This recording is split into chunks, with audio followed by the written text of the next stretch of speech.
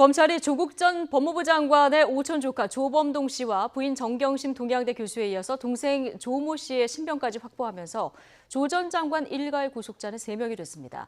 탄력을 받은 검찰 수사, 이제 조 전 장관으로 향하고 있는데요. 소환이 임박했다. 벌써 이런 관측이 나오고 있습니다. 자세한 이야기 김남국, 이두아 두 분 변호사와 나눠보겠습니다. 어서 오십시오. 네, 안녕하세요. 안녕하세요.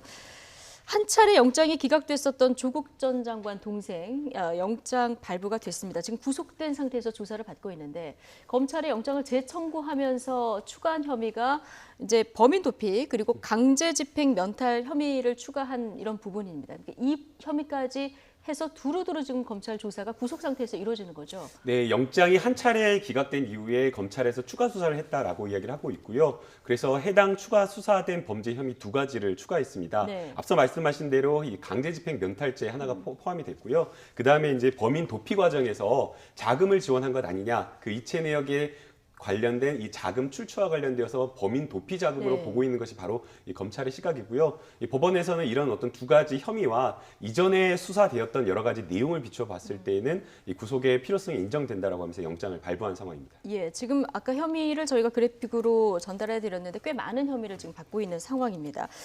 영장 심사를 앞두고 저희 YTN 취재진이 조모 씨를 만나서 이제 몇 가지 물어봤는데요. 허위 공사 계약서 관련해서 본인은 강하게 부인을 한 부분이 있습니다. 이 얘기 잠깐 듣고 오시겠습니다. 토목공사도 있었고 뭐 진입로공사도 있었고 이런 공사들이 있었으니까 이 부분에서 그러면 네가 받아갈 수 있으면 받아 이런 채권이 받을 게 있다라고 이야기를 하셔서 난 그런 줄 알고 있었던 분입니다.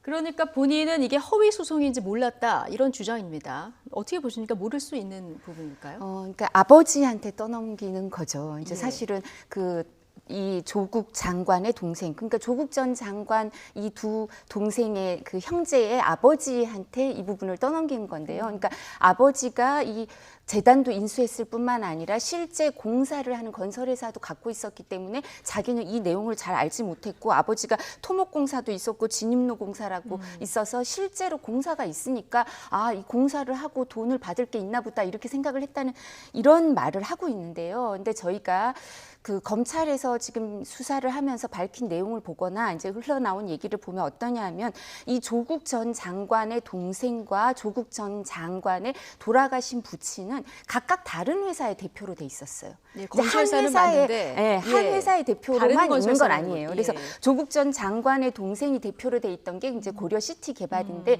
이게 또 따로 웅동학원하고 계약을 체결해서 하는 공사들이 있었던 거예요. 그래서 이 부분에 어떻게 되는 대해서 겁니까? 별도입니까? 하도급 업체인 겁니까?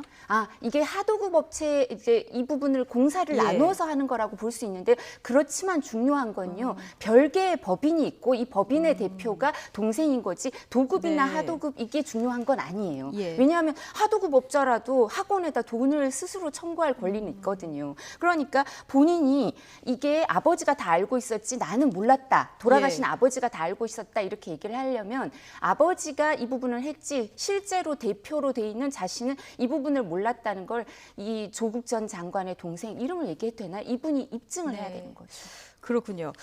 자, 이번에 또 이제 추가된 앞서 얘기 나온 그 혐의 중에서 강제 집행 면탈 혐의. 그러니까 범인 도피는 저희가 쉽게 들어서 이해가 가는데요. 강제 집행 면탈 혐의 이 부분은 조금 어렵습니다. 이거 어디까지 거슬러 올라가서 설명을 네, 해주셔야 먼저 될까요? 강제집행 면탈죄에 대해서 좀 예. 설명을 드릴 필요가 있는데요. 채무자가 이 채권자가 강제집행, 자신의 재산에 강제집행 들어올 것을 이제 걱정해가지고 본인의 재산을 좀 숨겨놓거나 아니면 이제 제일 가장 많이 하는 것이 본인의 재산을 부인의 명의로 돌려놓거나 예. 아니면 또 이혼 미장하는 그런 경우가 이 강제집행 예, 면탈죄에 해당이 되는데요.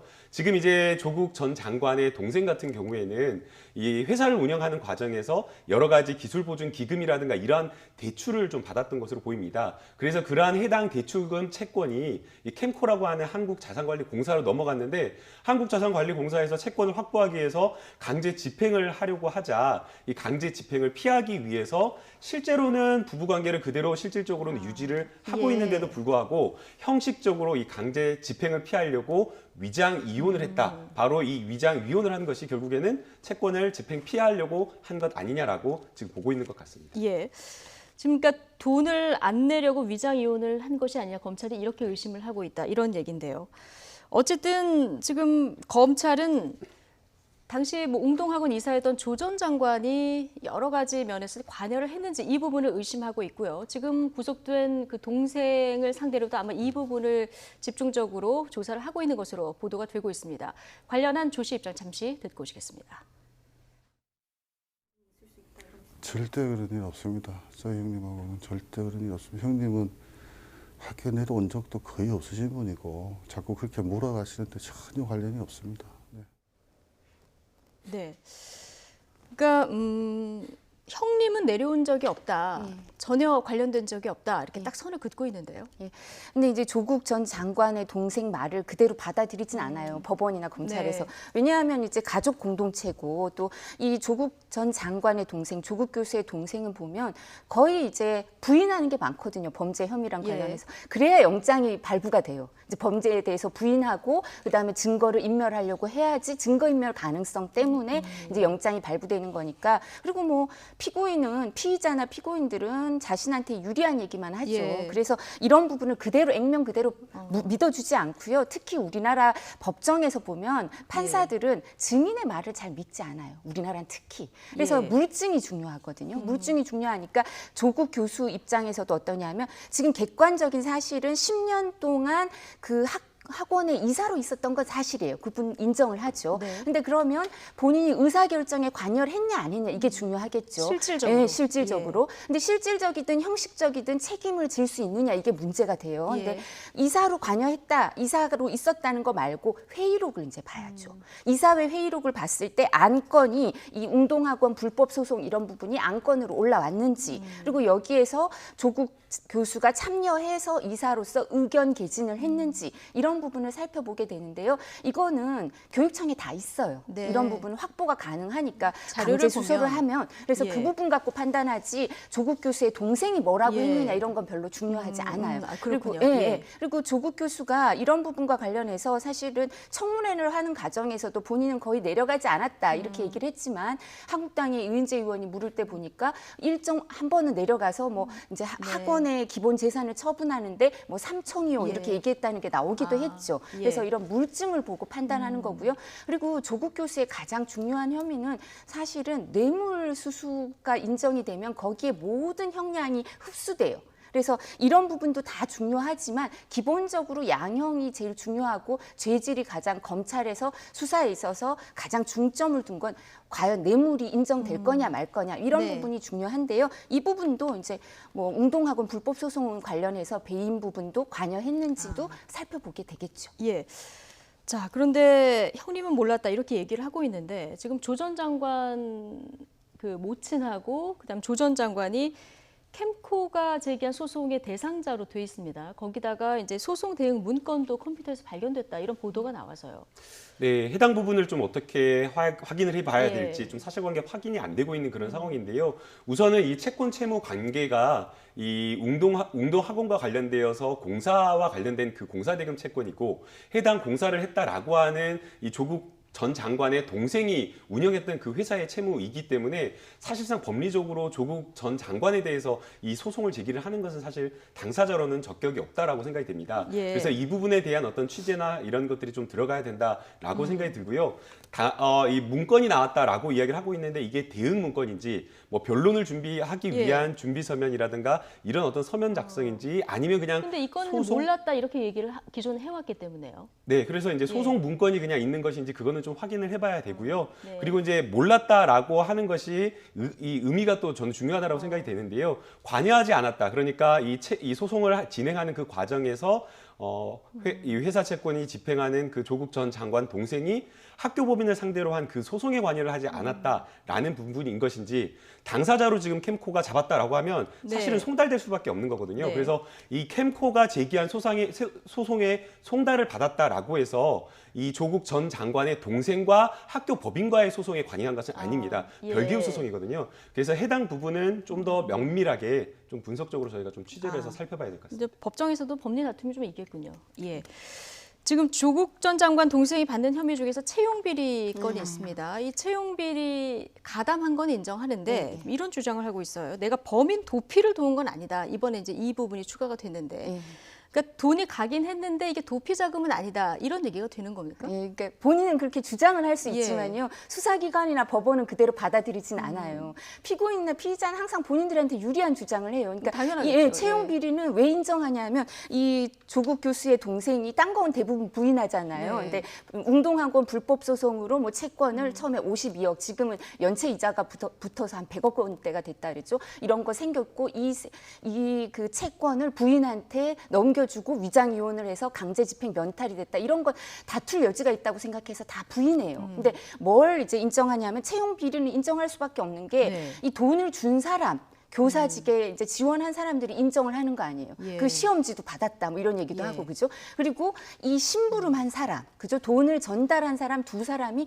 구속이 돼 있어요. 그 사람들도 심지어 종범인데. 그러니까 예. 이건 부인하기가 어려운 거예요, 사실관계를. 예. 근데 사실관계가 너무나 명확한 걸 부인하면 법원에서 계속 오래 구속시키거든요. 그러니까 이 부분을 인정을 하는데 아까도 말씀드렸지만 부인하는 데다가 부인하는 게 불리한 이유는 부인하면서 증거를 인멸할 가능성이 있다고 생각해서 구속을 시키거든요. 예. 그러니까 이제 이 부분에 대해서 그 범인 해외 도피가 인정되면 이제 구속도 확실해지고 기간도 길어질 수 있으니까 이 사실은 어쩔 수 없이 인정하지만 내가 증거 인멸하려고 노력은 안 했다. 아, 그러니까 그런 이제 내용을 건강이 나쁠 때 또 부각한다는 나가게 해달라 이런 말을 예. 하려고 이렇게 하는 건데요. 이제 해외 도피 자금이었는지 아닌지는 그 당사자들 돈 받은 사람들 있죠. 네. 이제 나가 있으라고 했다는 거 아니에요. 공범들한테 그죠? 그래서 지금 구속돼 있어요. 그 두 명. 예. 재판도 시작했는데 그 사람들이 이제 뭐라고 진술하는지도 중요하고 객관적으로 어떻게 보이는지도 중요하지. 조국 교수의 동생이 하는 얘기는 법원이나 검찰은 액면 그대로 절대 안 받아들여요. 그렇죠. 물론 이제 그 양쪽의 주장을 들어보고 이제 법원이 판단을 할 텐데 지금 말씀하신 그 공범이요. 돈을 받아서 전달했다는 공범들 지금 구속이 돼 있는 상황인데 보석을 신청했습니다. 사건 기록을 열람하지 못해서 방어권 행사에 부당함이 있다 이런 주장인데요. 네, 해당 주장으로 받아들여질지 좀 의문입니다. 예, 이게 우선 예. 네, 구속영장이 법원에서 발부가 되었을 때 이 보석이 허가되는 경우가 사실은 많지가 않습니다. 뭐 비율로 따지면 한 20% 정도 되는데요. 이 어떤 보석 허가가 되는 경우를 살펴보면 처음에 구속영장을 발부를 했을 때와 상황이 달라진 상황이 있어야 되는 겁니다.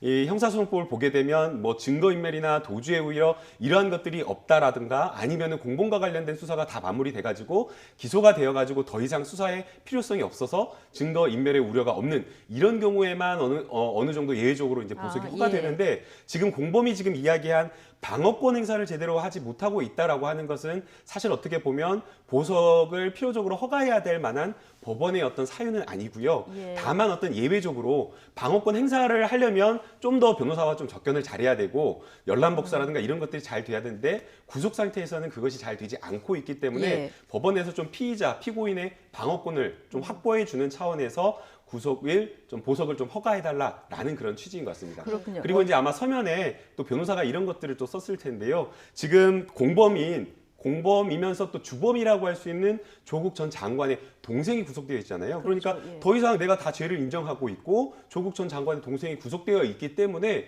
왜 이제 더 이상 뭐 증거인멸이나 말 맞출 우려가 어디 있느냐. 그러니까 우리는 이제 좀 공범이니까 풀어달라. 풀어달라. 네, 그런 취지인 예. 것 같습니다. 그러니까 저희가 첫 공판 준비 기일, 실제 재판하기 전에 준비 기일에 가면요. 항상 다투는 게 이거예요.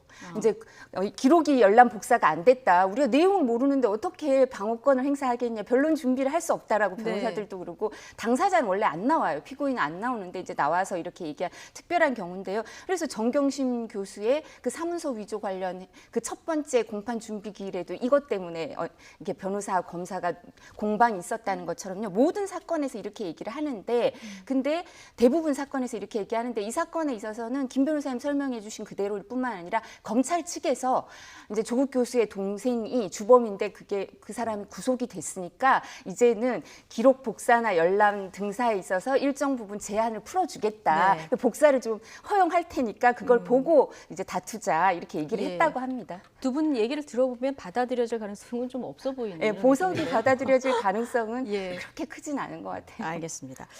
자, 자, 정경심 교수, 조국 전 장관의 부인이죠. 구속 기간이 연장이 됐습니다. 이 수사가 좀 장기화되는 겁니까? 큰 사건들은 예. 특수부에서 이제 반부패부라고 해야 예. 되죠.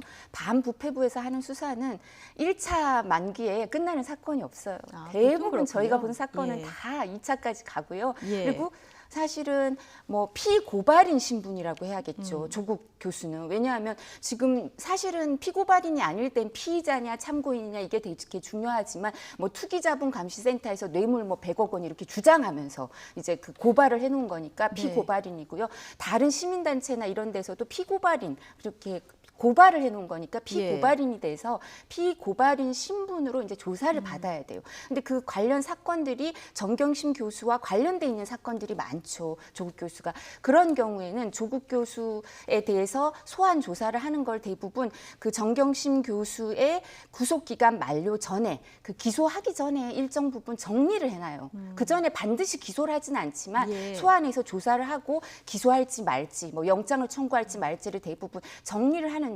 그러니까 지금까지 소환 조사를 못한 것 같아요. 어제까지는 그죠? 그러니까 당연히 연장을 할 수밖에 없어요. 그렇군요. 네. 지금 정경심 교수 조사 관련해서 자산 관리는 김경록 씨와 대질 신문이 이루어지느냐 이 부분이 관심이었습니다. 왜냐하면 증거 인멸 관련해서 지금 두 사람 주장이 엇갈리고 있는 상황인데 같은 날 소환이 돼서 조사를 받긴 했는데 이루어지진 않았어요. 네, 대질 조사가 이루어지진 않았는데요. 예. 사실 대질 조사를 하겠다라고 하면 네. 두 사람의 말을 어떤 물적 증거에서 어떤 사람 말이 맞고 어떤 사람 말이 틀렸다라는 것을 확인하지 못할 때 수사관 앞에서 두 사람 말의 진술의 모순점을 찾아가면서 수사를 하는 것이거든요. 예. 그런데 이 대질 조사를 사실 어느 한쪽이 누군가가 피한다라고 하면 강제할 방법이 없습니다. 또 대질 조사 법적으로 그렇군요. 네, 법적으로 강제할 수가 없고요. 예. 또 대질 조사 한다라고 해가지고 같이 앉아 있다고 하더라도 계속 뭐 묵비권을 행사하거나 부인한다라고 하면 그거 자체가 의미가 없기 때문에 아마 검찰이 뭐 어떻게 수사할지는 조금 더 지켜봐야 되는데 이 대질 수사의 필요성이 좀 없다라고 판단을 예. 했을 수도 있고요. 이제 결국 중요한 것은 이 하드디스크 교체와 관련된 부분 그런 부분에 있어서 이 정경심 교수의 진술과 이 김경록 PB의 진술이 조금은 엇갈리는 것 같습니다. 다만 이제 이 과정에서 정경심 교수가 직접 막 이렇게 부탁을 하는 것이 아니라 변호인의 또 조력을 받아가지고 변호인의 도움을 받아서 또 이런 이야기를 했다라고 이야기가 나오고 있기 때문에 예. 해당 부분은 또 변호인의 이야기도 함께 좀 들어봐야 될 것 같습니다. 예. 뭐 이 부분 주장이 엇갈리고 있기 때문에 역시 뭐 법정에서 다퉈져야 될 이런 부분인데 사실 검찰이 마지막에 들여다보고 싶은 것은 조국 전 장관이 공직자로서 혐의가 있느냐 없느냐 이 부분 아니겠습니까? 지금 여러 가지 조사가 지금 다른 구속된 사람들, 관계자들을 통해서 이루어지고 있을 텐데 부인하고 지금 혐의가 한 4가지 정도 좀 겹치는 이런 상황이에요. 예. 이제 사문서 위조나 이제 그 업무 방해죠. 업무 방해나 이런 부분 그리고 서울대 공익법센터에서 한 거는 이제 문서 위조 자체는 그 조국 전 장관, 조국 교수가 했냐 마냐 이거지만 그거를 그 학교에 다른 학교에 제출해서 예. 입시에 사용했느냐 이런 부분에 있어서 같이 공모를 했는지 관여했는지 이런 부분을 살펴볼 필요가 있을 거고요. 이제 공직자윤리법 위반, 그러니까 재산을 허위 신고했느냐, 주식을 갖고 있으면서 직접 투자했으면서도 그 부분을 속였냐, 그리고 주식이 있으면서도 신고를 제대로 안 했느냐 이런 부분도 문제가 되고요.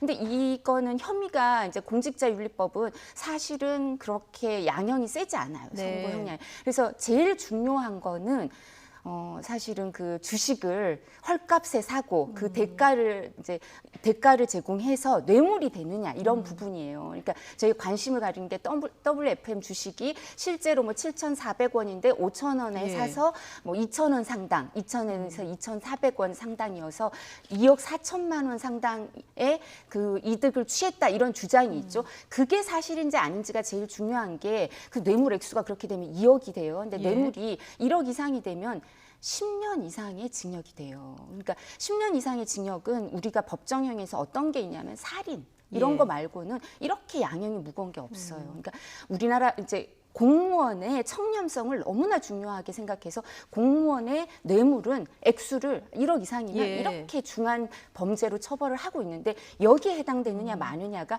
제일 중요한 거죠. 왜냐하면 그러니까 여러 예. 갈래의 혐의가 있습니다만은 이제 뇌물 혐의가 있느냐 예. 검찰은 이 부분을 좀 예. 들여다 볼 것이다라는 얘기를 해주셨는데 김남국 변호사가 만약에 검찰이라면은 어떤 부분을 좀 그 주목해서 보시겠습니까? 네, 이제 결국에는 뇌물이다라고 하려면 정경심 교수와 조국 전 법무부 장관 사이에 어떤 이야기가 오고 갔는지 해당 부분에 대한 진술을 좀 확보를 해야 될 것으로 생각이 되는데요. 그러나 지금 정경심 교수가 조국 교수에 대한 어떤 불리한 짓을 지금 하고 있지 않은 것으로 예. 보이고요. 지금 가장 이제 문제가 되는 검찰이 의심스럽다라고 보는 것이 결국에는 이제 청와대 인근에서 ATM으로 이제 돈을 5천만 원을 이체한 부분이라고 생각이 이건 이제 됩니다. 본인이 직접 했다는 네, 거죠. 그런데 이제 이 해당 부분에 대한 그 이체 기록은 지금 남아 있는 것으로 보이는데요. 예. 이체 기록을 본다고 하더라도 사실 금원의 네. 성격이라고 하는 것은 알 수가 없는 거잖아요. 그렇기 때문에 해당 금원이 어떤 금원인지에 대한 검찰의 입증이 지금 필요한데 지금 이 부분에 대해서 이 조국 교수는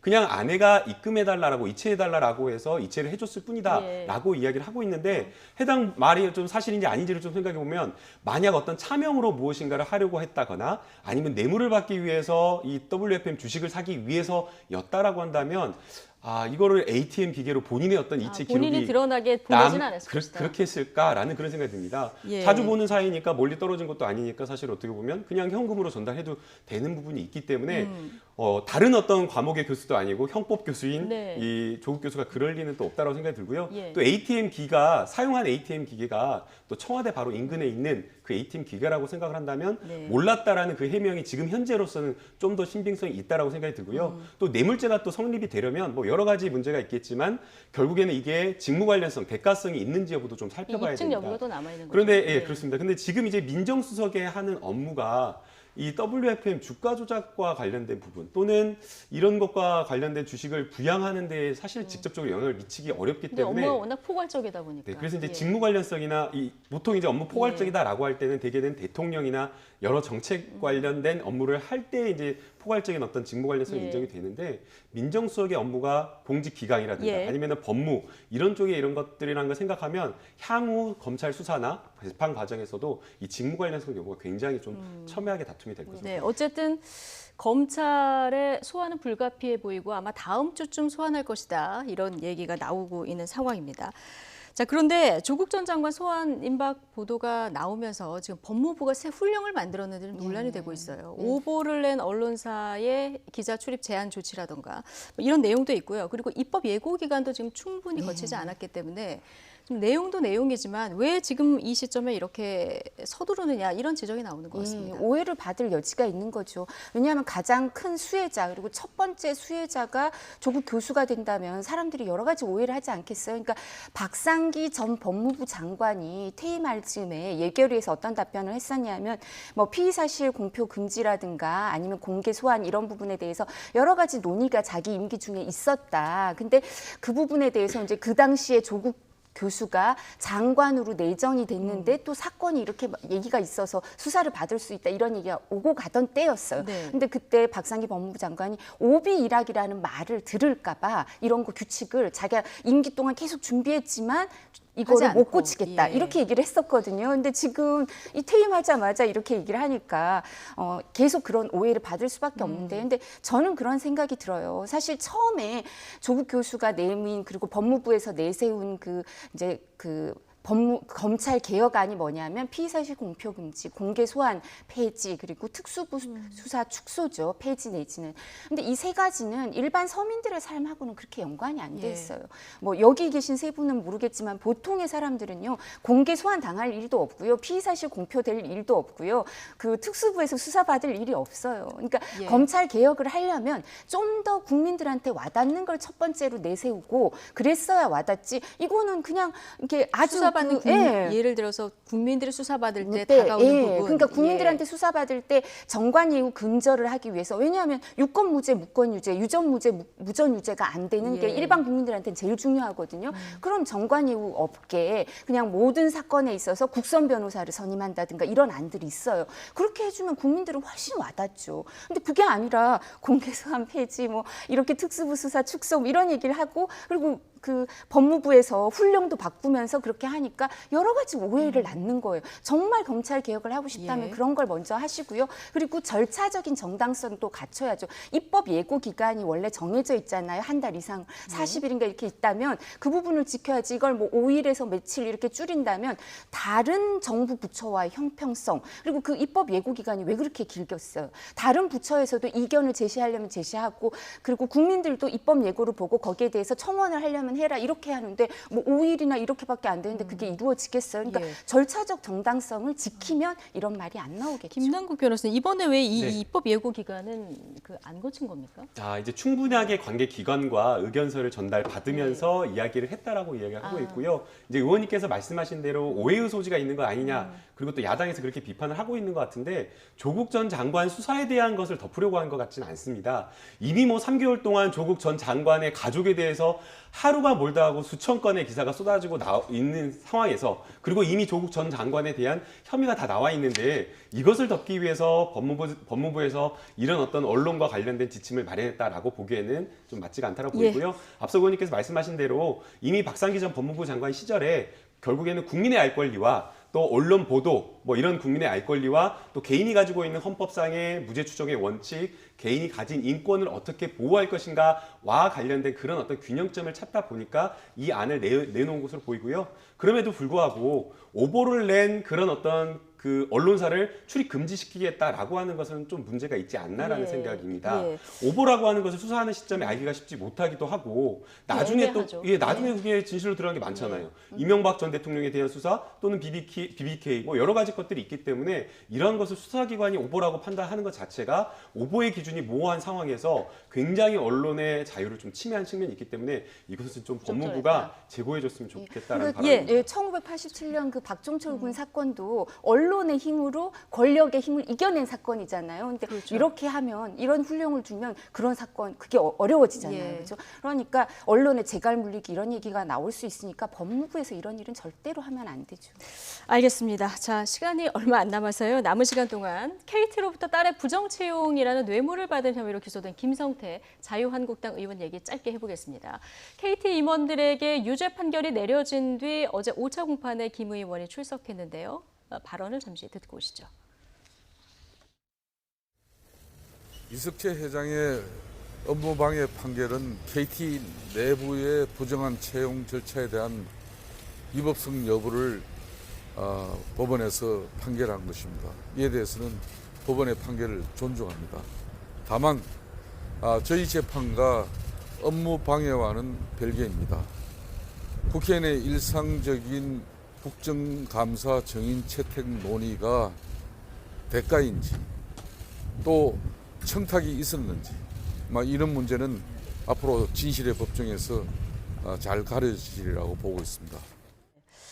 이석채 회장의 업무방해 유죄 판결은 존중한다. 그러나 내 재판하고는 별도다라는 얘기를 했는데 이거 어떻게 별도로 볼 수 있는 부분이 있습니까? 네, 이제 김성태 의원 입장에서는 당연히 별도로 보고 싶겠지만 예. 그러나 별도로 보기가 어렵습니다. 네. 뇌물 공여자에 대한 진술이 인정이 돼가지고 신빙성이 그러니까요. 인정이 되어서 공여자에 대해서 유죄가 나왔기 때문에 예. 뇌물을 수수했다라고 하는 김성태 의원 재판은 굉장히 지금 불리해졌다라고 생각이 들고요. 결국에 이제 이 재판에서 김성태 의원이 크게 다투는 것은 두 가지인 것으로 생각이 됩니다. 청탁이나 이런 부탁을 하지 않았다라고 이야기를 하면서 이 서유열 전 사장의 진술, 이게 사실이 아니다라고 이야기를 하고 있는데요. 네. 이 부분이 사실 굉장히 주목됐었는데. 네, 그래서 이제 서유열 전 사장 서유열 사장 같은 경우에는 의원실에서 김성태 의원으로부터 봉투를 받고 이 안에 봉투를 직접 열어보진 않았지만 잘 부탁한다라는 이런 어떤 청탁을 받아가지고 그 봉투를 그대로 이력서인 것으로 알고 스포츠단 사장에게 채용을 잘 부탁한다라는 청탁을 했다라고 이야기를 하고 있거든요. 네. 그리고 그 시점 이후에 또 김성태 의원이 따로 전화를 해가지고 저녁 식사 자리를 좀 하고 싶다라고 해서 실제 만났다라고 예. 이렇게 진술을 했는데 이 부분에 대한 진술의 신빙성을 이석채 전 회장에 대한 그런 재판에서 인정이 된 겁니다. 그래서 이제 이 김성태 의원은 이게 사실이 아니다라면서 다투겠지만 사실 재판부 같아서 그게 예. 과연 인정될지 의문이고요. 예. 지금 뭐 김성태 의원 같은 경우에는 만난 시점 자체가 2011년이 아니다. 2009년에 만났는데 그때 내 딸은 대학생이었다라고 이야기를 하고 있는데 이것을 입증하려면 뒤집으려면 좀 쉽지는 예. 않아 보입니다. 결국은 대가성을 입증해야 되는 이 예. 부분이 있는데요. 예. 예. 그러니까 아까 김 변호사님께서 그 조국 교수가 이제 뇌물 혐의로 수사를 받게 된다면 이제 직무 관련성이나 대가성 이런 얘기 하셨잖아요. 이 사건도 똑같아요. 뇌물이 인정되려면 직무 관련성과 대가성인데 예. 민정수석이나 국회의원은 직무 관련성 범위는 좀 넓을 수 있어요. 민정수석도 마찬가지. 우병우 전 민정수석의 직권 남용과 관련된 재판에 있어서 이 부분 확인이 된 사례가 있거든요. 근데 뭐가 문제냐면 이제 대가성이 문제겠죠. 근데 지금 1심에서 그 유죄를 받은 판결은 업무 방해지 뇌물 공여는 아니에요. 이제 업무 방해에 대해서 부정 채용은 인정됐는데 예. 그렇다면 부정한 청탁이 있었는지 그리고 그 부정한 청탁을 대가로 받은 게 또 서로 주고받은 게 있는지 대가성이 있는지 이 두 가지가 문제가 되는데요.